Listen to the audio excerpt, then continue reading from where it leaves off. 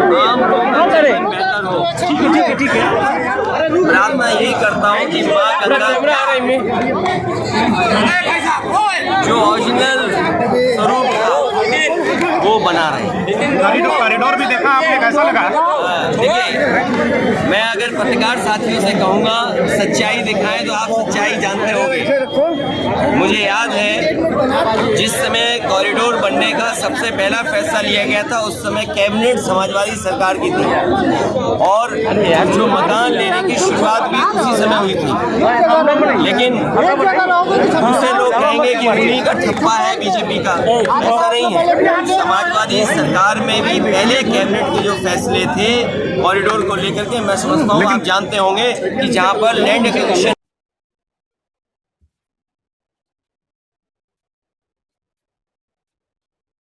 ये जो इन्वेस्टमेंट आ रहा है इसमें इंसेंटिव क्या देंगे? जो कारखाना उद्योग लगाने आ रहे हैं आखिर उन्हें मिलेगा क्या?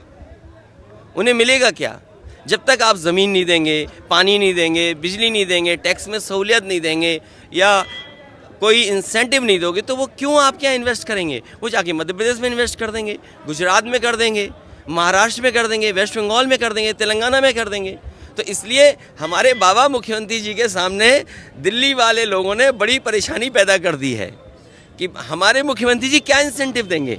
और मुझे लगता है कि बाबा हमारे मुख्यमंत्री जी इतने कंजूस हैं किसी को इंसेंटिव नहीं दे सकते। उन्होंने माहौल दिया यूपी में रोजगार आने। अरे माहौल से नहीं बनना, इंसेंटिव से कोई कारोबार आएगा। और हमारे मुख्यमंत्री जी इतने कंजूस हैं कि कोई इंसेंटिव नहीं देने वाले। 24 का ये है कि सरकार जाएगी। और देखिए बाबा से हमने वोट नहीं मांगा, बाबा से हमने ये कहा, बाबा से वोट नहीं मांगा, बाबा से बीजेपी वाले वोट मांगते हैं। मैं ये कहना चाहता हूँ कि जनता के लिए अच्छा रास्ता खुले क्योंकि हमारा देश दुनिया में बहुत पिछड़ रहा है।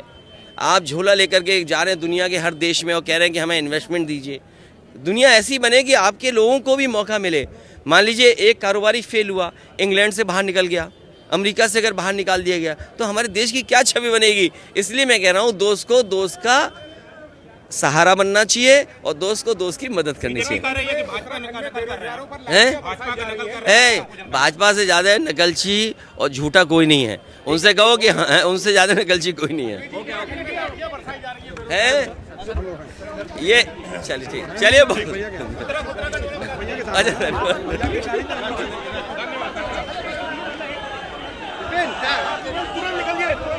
वालों में से बोलिए कि समाजवादियों की योजना थी। और मैं ये आज कहता हूँ बाबा के द्वार के सामने, जिस समय इनके केंद्रीय मंत्री ने कहा कि हमारे कहने से ठेका दे दो, मैंने उस बात को स्वीकार किया और केंद्रीय मंत्री उस समय इस विभाग के जो थे उन्हीं के कहने से ठेका दिया। अंडरग्राउंड बिजली अगर किसी ने यहाँ की है तो वो समाजवादियों ने की है। नहीं, उन्हें भी आना चाहिए था। देखो मेरा एक साथी बहुत अच्छी बात बोल रहा है।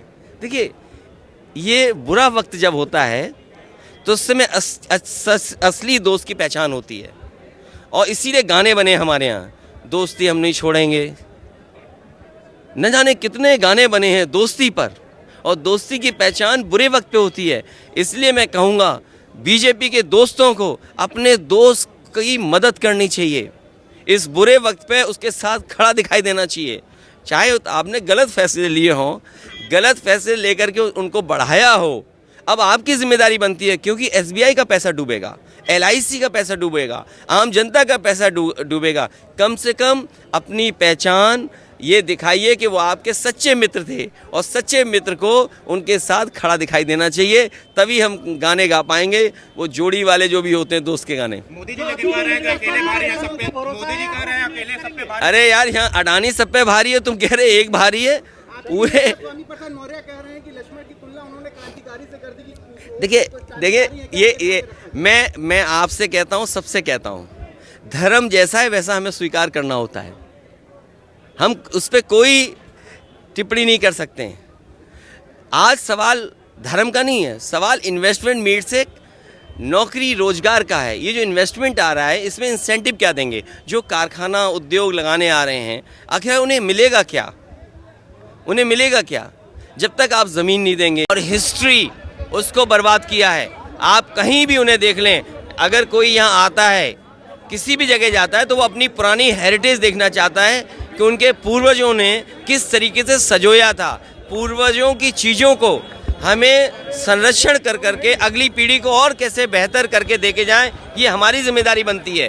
क्योंकि जब मैं दर्शन के लिए निकला, आपको याद होगा बाबा के पास एक बहुत ही प्राचीन वृक्ष था, वो किसने गिरा दिया। तो ऐसी बहुत सी चीज़ें हैं जिन पर उंगली उठाई जा सकती है, लेकिन अच्छा काम करते रहना चाहिए। और सवाल ये है कि जो हमारे धार्मिक स्थानों पे अगर इंफ्रास्ट्रक्चर बेहतर होगा तो चीज़ें अच्छी होंगी। लेकिन माँ गंगा की सफाई कहाँ हुई? और जिस नाव पर जिस शहर से निकले थे लोग, अगर 3 स्टार की कैटेगरी में वो शिप था तो क्या उसमें बाढ़ नहीं था? और माँ गंगा की सफाई बिना और नदियों की साफ नहीं हो सकती। गोमती नदी को साफ होना था, इन्होंने सफाई रोकी है। वर्णा नदी की सफाई हो रही थी। अगर आज ही अपना विकास दिखाना चाहते हैं तो वर्णा नदी पे जो समाजवादी सरकार ने काम शुरू किया था वो क्यों काम रोका इन्होंने? उसका जिम्मेदार कौन है? गोमती नदी को बर्बाद करने का जिम्मेदार कौन है? यमुना नदी को बर्बाद करने का जिम्मेदार कौन है? ये बीजेपी के लोग हैं जिन्होंने और नदियों को बर्बाद किया है। जो इतना बड़ा आयोजन इन्वेस्टमेंट मीट हो रही है, हमें खुशी है कि इन्वेस्टमेंट आए। मैं बाबा से भी प्रार्थना करूंगा कि बीजेपी के लोगों की कोई बात झूठी ना निकले। मैं बाबा से एक बार फिर प्रार्थना करता हूं, एक मिनट, मैं बाबा से फिर प्रार्थना करता हूं उनके स्थान पे खड़ा होकर के कि भारतीय जनता पार्टी की कोई बात झूठी ना निकले। अगर उन्होंने ये कहा है कि 20 लाख करोड़ का इन्वेस्टमेंट, से फिर प्रार्थना करता हूं उनके स्थान पे खड़ा होकर के कि भारतीय जनता पार्टी की कोई बात झूठी ना निकले। अगर उन्होंने ये कहा है कि 20 लाख करोड़ का इन्वेस्टमेंट आएगा तो मैं बाबा से कहूँगा कम से कम 20 लाख करोड़ में 5 लाख करोड़ इस काशी को भी मिल जाए। ये किसके लिए कह रहे हो? हैं? इसीलिए मैंने कहा कि बाबा के स्थान पर खड़े होकर के मैं यही बाबा से प्रार्थना करता हूँ, इस काशीनाथ विश्वनाथ की जगह पर इससे पवित्र जगह और क्या हो सकती है कि जो भारतीय जनता पार्टी के लोग कह रहे हैं वो बात झूठी न निकले। अगर 27 लाख करोड़ उन्होंने कहा है तो 27 लाख करोड़ में कम से कम काशी को 5 लाख करोड़ मिले और बाकी 22 करोड़ पूरे उत्तर प्रदेश में हर डिस्ट्रिक्ट में इक्वली बढ़ जाए। राहुल गांधी को भी कुछ शुभकामना दीजिए, भारत जोड़ो यात्रा करके आए हैं। देखिए, कांग्रेस पार्टी का अपना एक कार्यक्रम है। समाजवादियों ने कई मौक़ों पर यहाँ साइकिल चलाई है। देश के सामने आज सबसे चरम सीमा पर बेरोजगारी है, चरम सीमा पर महंगाई है, न्याय की कोई उम्मीद नहीं कर सकता है। ये बड़े सवाल हैं। बिजली महंगी होती जा रही है, किसान की आय दोगुनी नहीं हो रही, और जितने भी वादे भारतीय जनता पार्टी ने किए कम से कम वो वादे पूरे हों। और अगर इन्वेस्टमेंट आ रहा है कहीं ऐसा ना हो जैसा वादा माँ गंगा से किया गया था। माँ गंगा का आज बैक्टीरिया काउंट क्या है, COD क्या है, डिजोल्व ऑक्सीजन क्या है? अभी कुछ दिन पहले खबर आई थी, 3-4 दिन पहले, कि यमुना में मछलियाँ मर गईं। और याद रखना, पानी पहले मरता है तब मछलियाँ मरेंगी जाकर।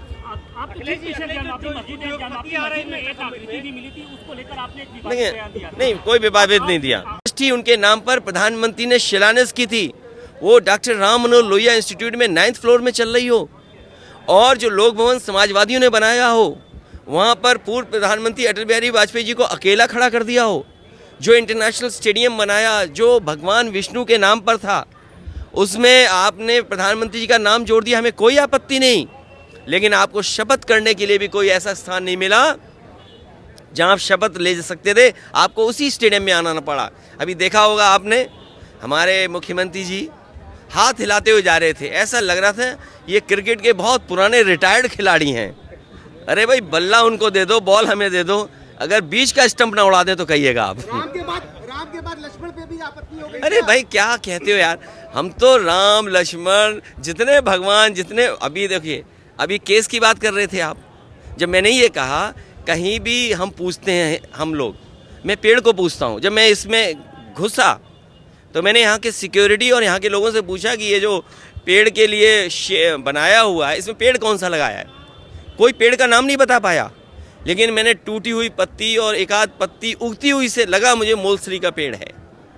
तो हम तो पेड़ की पूजा करते हैं, पानी की पूजा करते हैं, आग की पूजा करते हैं। अरे आप लोग हमारा काम कर दोगे तो हम आपकी पूजा कर देंगे। ज्ञानवापी का मामला जल्द से जल्द सुलझना चाहिए। इस देश की पहचान भाईचारा है और दुनिया इस देश को मानती है कि यहाँ पर मिली जुली संस्कृति है, सब मिलकर के रहते हैं। तो अगर हमारी वो पहचान रहेगी तो हमारा देश और समाज आगे बढ़ेगा। अगर उसको कोई गंगा जमुनी तहजीब को ठेस पहुँचाता है तो हमारा समाज, देश आगे नहीं बढ़ सकता। और इसीलिए बेरोजगारी है, इसीलिए महंगाई है। ये बीजेपी के लोग बेरोजगारी महंगाई का जवाब नहीं दे सकते। इनसे पूछिए सिलेंडर की कीमत क्या है, ये बोल पाएंगे क्या? इनसे पूछिए कि बिजली की कीमत क्या बढ़ाई। नहीं, कोई विवादित नहीं दिया। मुकदमा भी चल रहा है आपके। बहुत अच्छी बात है अगर मुकदमा किया उन लोगों ने, वो ना समझ लोग हैं जो मुकदमा कर रहे हैं। जो मैंने कहा मैं उनको यहाँ से लेके बनारस से लेकर के दिल्ली तक 1 लाख स्थान दिखा सकता हूँ। 1 लाख अगर स्थान वैसे ना हो तो मुझे बता दीजिएगा। तो मतलब आप उसको खारिज करते हैं जो देखिए मैं इस विवाद पे, जो मामला कोर्ट में है, हमारी संस्कृति क्या है, हमारी पहचान क्या है, हमारी मिली जुली संस्कृति पहचान है। यहाँ पर गंगा जमुनी तभी तहजीब है कि जब हम एक दूसरे के साथ रह करके खाना पीना उठना, भाषा, आप भाषा पे कैसे कह सकते हो कि इस भाषा में ये शब्द क्यों आ गए? आप स्टेशन क्यों बोलते हैं अंग्रेजी शब्द, आप हिंदी वाला शब्द क्यों नहीं बोलते हैं? आप राजधानी लखनऊ की जगह लक्ष्मणपुर होने वाला है। कुछ नहीं, ये फर्जी बातें हैं, फर्जी लोगों फर्जी काम करते हैं। और सुनिए, अरे एक मिनट, ये हमारा पत्रकार साथी सही कह रहा है। आप सोचिए बीजेपी के सबसे बड़े नेता अटल बिहारी वाजपेयी जी, और उनके गांव में जीरो बजट। क्या उम्मीद कर सकते हो आप? अटल बिहारी वाजपेयी जी पूर्व प्रधानमंत्री, कई बार के प्रधानमंत्री, उनके गांव का बजट जीरो। जो यूनिवर्सिटी उनके नाम पर प्रधानमंत्री ने शिलान्यास की थी, वो डॉक्टर राम मनोहर लोहिया इंस्टीट्यूट में 9th फ्लोर में चल रही हो, और जो लोक भवन समाजवादियों ने बनाया हो, वहाँ पर पूर्व प्रधानमंत्री अटल बिहारी वाजपेयी जी को अकेला खड़ा कर दिया हो। जो इंटरनेशनल स्टेडियम बनाया, जो भगवान विष्णु के नाम पर था, उसमें आपने प्रधानमंत्री जी का नाम जोड़ दिया, हमें कोई आपत्ति नहीं। लेकिन आपको शपथ करने के लिए भी कोई ऐसा स्थान नहीं मिला जहां आप शपथ ले सकते थे, आपको उसी स्टेडियम में आना पड़ा। अभी देखा होगा आपने, हमारे मुख्यमंत्री जी हाथ हिलाते हुए जा रहे थे, ऐसा लग रहा था ये क्रिकेट के। डिजिटल इंडिया का digital new platform live VNS पिछले 7 वर्षों से बनारस की सेवा में। पाइए बनारस के कोने कोने की खबर निष्पक्षता के साथ। लाइव VNS से बनारस की ताज़ा तरीन खबरों के लिए प्ले स्टोर से डाउनलोड कीजिए लाइव VNS ऐप या फॉलो कीजिए लाइव VNS को सोशल मीडिया पर।